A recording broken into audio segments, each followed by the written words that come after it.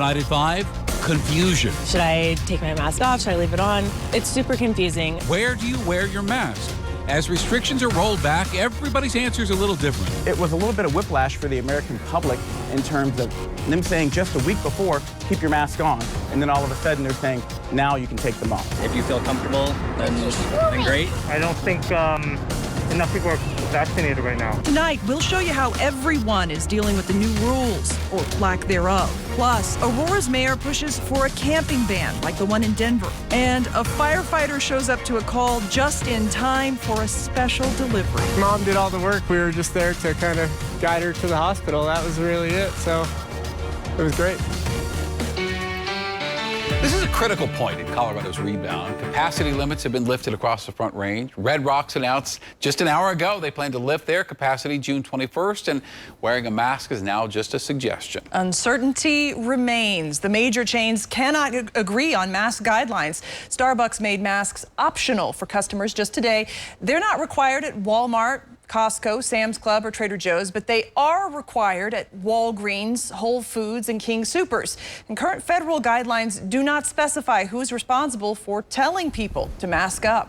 We need clarity around how they're going to look at the enforcement of that. It should not fall to frontline employees to be mask police, and certainly not vaccine police.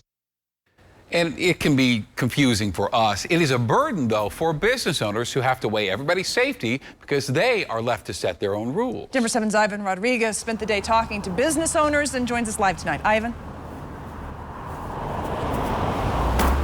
Several markets and grocery stores I spoke with, like this one behind me here on Colfax, are still gauging the preferences of their customers before lifting any mask requirements. The obvious challenge will be the need to deny entry to those who refuse to comply. For 14 years, Cardi Constance has spent most of her days running Spinelli's Market. Are you guys done with the mayonnaise? Now she's trying to figure out how to navigate the path ahead when it comes to an easing of mask requirements from the state level. I really had to take the time to think what would be important to our customers and to my employees as far as their health. Which means for now, they're still asking their customers and employees to wear masks. I know a lot of people are already vaccinated.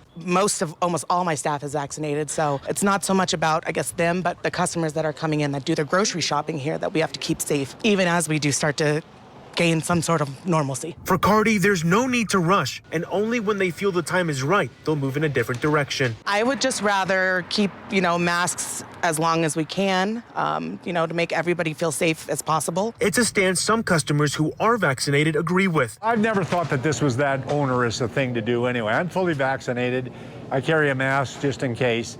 I feel like the people who are running the business can make the decision that's right for their business. For Pete Marzik, co-founder of Marzik Fine Foods, it's been a long year of policing people to wear masks inside their store. It's been a challenge, to say the least, and mostly on our team. His employees are still required to wear masks, but they're recommending customers to continue wearing theirs. People will make personal choices based on their level of comfort. We sort of just want to move on, and we expect our neighbors and our friends and family and all our community to do the right thing. We expect them to, just like they would expect us to. Now, when I was inside a few stores today, including Marzik behind me, many, if not all customers were still wearing their masks. Continuing this transition period, it will be up to people to decide what they feel safe doing. Live in Denver, Ivan Rodriguez, Denver7.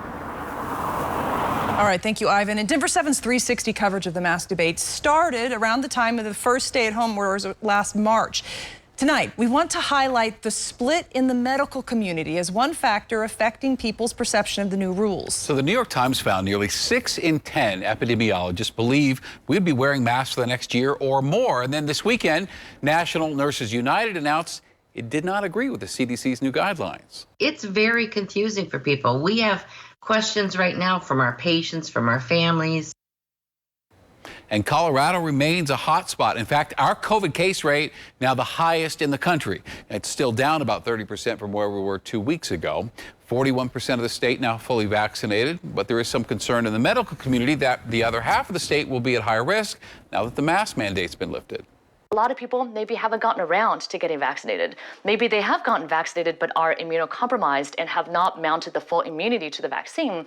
Or parents of young children. Am I going to be bringing my kids now into a Starbucks? Probably not, because I don't want them who are unvaccinated to be surrounded by a bunch of unvaccinated, unmasked people.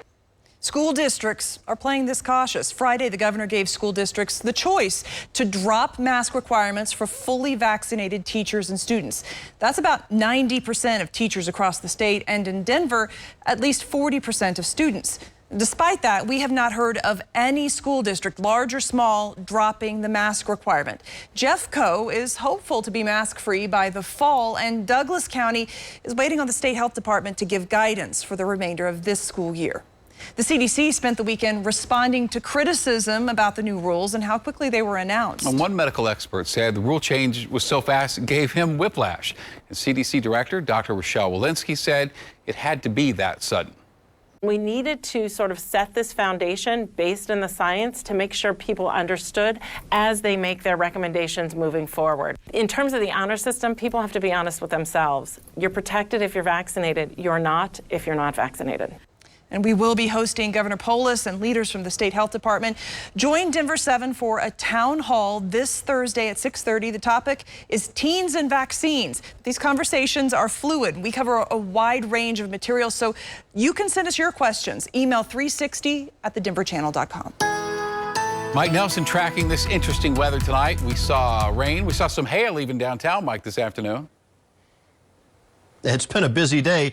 Not everybody has seen the bad weather, but there's some pretty heavy storms on the west side of the Denver area. You can see this view looking west from City Park.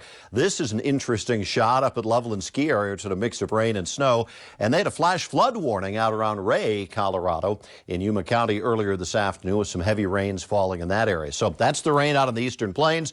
In the Denver area, we have an urban and small stream flood advisory for northeastern Jefferson County. An inch of rain in the Lakewood area, maybe some small hail, some street flooding a possibility there. And farther to the west, you can see the activity in the mountains above 10,000 feet is a mix of rain and snow. Now, southeastern Colorado has a severe thunderstorm watch. That is in effect until 9 o'clock tonight. That's where the heaviest weather is going to be. But our overall weather headlines are as follows. Scattered storms tonight, some with heavy rain and small hail. Cool and wet again tomorrow, but then warmer and drier conditions coming up later on this week. All right, thank you, Mike. Homeless advocates believe the city is conducting sweeps more often because baseball's All-Star game is coming to town in July. The nonprofit Homeless Out Loud says last year the city conducted cleanups about once a week. Now they say they're happening twice as often. I tried to put some calls out to Major League Baseball, said, hey, you were willing to leave a city because of the way they treat their voters. You felt that was important. How about us talking about how we treat our homeless? Denver's public health department responded with a statement which reads in part, the All-Star game won't impact Denver Public Health and Environment's work in terms of posting temporary area restrictions. We only do so when conditions are extreme and such an action is needed and to preserve public and environmental health. And different cities are taking different approaches here. Today, Aurora's mayor said he will pursue a camping ban in his city. Denver, Boulder, and Fort Collins already have one. But this is always a passionate debate. Here's Denver7's Patrick Perez. Aurora Mayor Mike Hoffman making it clear he's working on a citywide camping ban. One option, in my view, that isn't acceptable is to do nothing. The mayor plans to introduce a proposal at a city council meeting on Thursday. Some already calling it cruel and sick, heartless and nonsensical. But the mayor says this is what the majority of people want. I get more complaints as a result of the trash and things like that are left around. And so it's a problem that people want action on. It's estimated there are at least 462 people living on the streets of Aurora right now, a nearly 30% increase from 2018. Aurora only has about 150 shelter beds available, so the city is looking at other options to add more space. Those options include pallet homes and safe outdoor spaces like the ones in Denver. Mayor Kaufman says all of these ideas become even more critical if a camping ban passes council. In terms of having a formal adopted camping ban, in order to survive a court challenge, you have to have an alternative for them to go to within your city. Several council members have already indicated they're against the camping ban, including council member Allison Coombs. I think that it's very clear that it's a policy failure for Denver. Not only is it expensive, Coombs says, but it's also traumatizing to the people who get moved around. Even our residents recognize that when we just move people along from one place, they just go to another place. Mayor Kaufman isn't worried about getting the ban passed. I think there will be the votes for it. But Coombs calls the ban a bad idea that will do little to solve Aurora's homeless problem. In Aurora, Patrick Perez, Denver 7. Next at 5, special delivery. You couldn't really ask for a better outcome when you get a call like that. A Westminster fire paramedic shows up just in time to help one mom welcome her daughter to the world. Plus, the Avalanche began their quest for the Stanley Cup. And Denver Public Schools take another step toward hiring a new superintendent.